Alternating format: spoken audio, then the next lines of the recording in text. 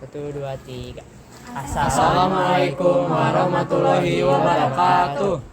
Perkenalkan, kami dari kelompok 6 yang akan membahas tentang peran lembaga negara di bidang ekonomi.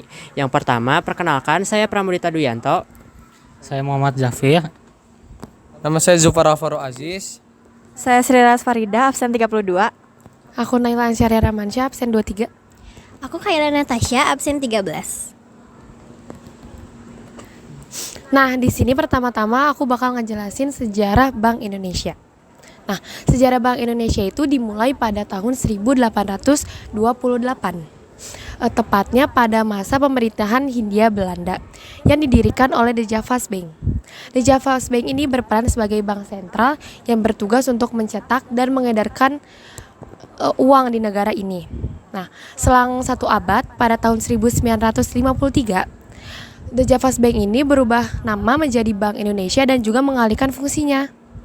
Nah, saat ini Bank Indonesia adalah bank sentral yang mempunyai 3 tujuan utama, yaitu sistem pembayaran, moneter, dan juga perbankan. Nah, selanjutnya aku bakal ngejelasin tujuan dan tugas Bank Indonesia. Yang pertama, ada memelihara nilai rupiah agar tetap stabil pada barang dan jasa. Yang kedua, memelihara nilai rupiah agar stabil pada mata uang asing. Yang ketiga, melakukan riset dan pengamatan. Yang keempat, ada menyuntikkan dana bagi Bank Indonesia mengalami kekrisisan. Yang kelima, menurunkan dan mengawasi regulasi bagi seluruh bank yang ada di Indonesia. Yang keenam, ada menyimpan dana kas negara. Selanjutnya Selanjutnya tuh ada peran-peran bank ya. Bank memiliki beberapa peran penting, yaitu sebagai likuiditas. Likuiditas adalah uang atau aset lancar bank yang berfungsi untuk memenuhi tunggakan dalam jangka waktu yang pendek. Nah, rumusnya adalah hutang lancar dibagi aktiva lancar dikali 100%. Contoh dari aset lancar ini yaitu uang tunai, uang non tunai, uang kas, dan piutang dalam jangka waktu yang pendek. Nah, selain itu juga bank juga berperan sebagai stabilitas.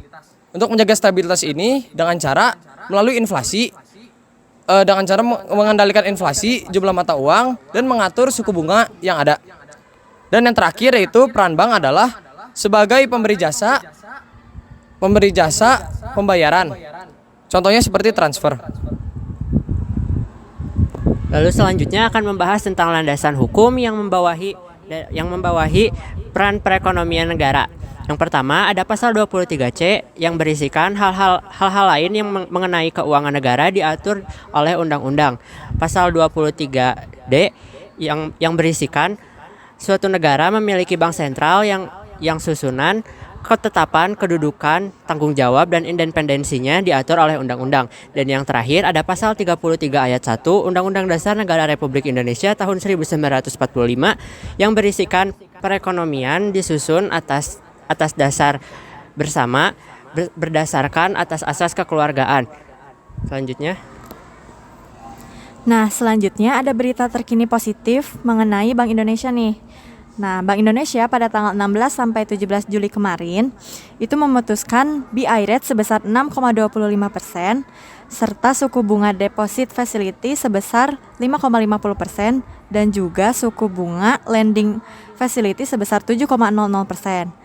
Nah, keputusan ini konsisten dengan kebijakan moneter dengan langkah untuk mengefektifkan inflasi dalam negara dan juga nilai tukar rupiah pada tahun 2024 sampai 2025. Selanjutnya,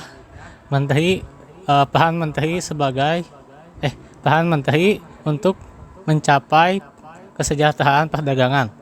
Yang pertama ada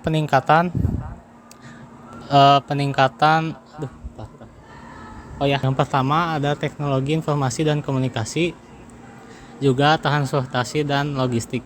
Yang kedua ada pengembangan industri dalam negeri seperti dukungan UKM dan juga diversifikasi produk.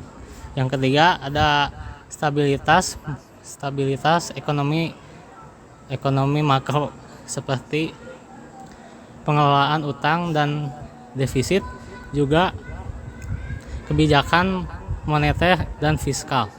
Yang keempat ada promosi ekspor seperti misi dagang dan juga dukungan perdagangan digital.